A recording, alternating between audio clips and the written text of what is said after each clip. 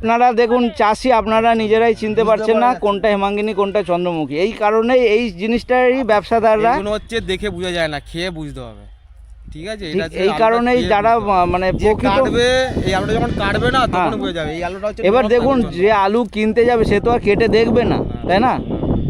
এই জায়গাতেই সাধারণ মানুষ ঠকছে আর ব্যবসাদাররা কম টাকায় আলু কিনে বেশি পয়সায় লাভ করছে। আচ্ছা, এইটা হচ্ছে আপনার চন্দ্রমুখী আর এটা হেমাঙ্গিনী। একটু বোঝাবার উপায় আছে? বোঝার উপায় কিছু নেই, এটাকে বোঝার উপায় নেই, এটা বোঝার কোনো উপায় নাই। এটাকে কাটার সময় বোঝা যাবে, কাটার সময় বোঝা যাবে, যেটা সম্ভব নয়।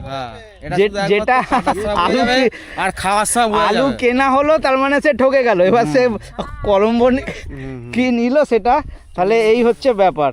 তো বন্ধুরা, এখানে দুটো আলু নিয়েছিলাম হাতে, চন্দ্রমুখী আর হেমাঙ্গিনী। এখানে চাষিরাই বুঝতে পারছে না, তাহলে সাধারণ মানুষ কিভাবে বুঝবে আপনারা বলুন?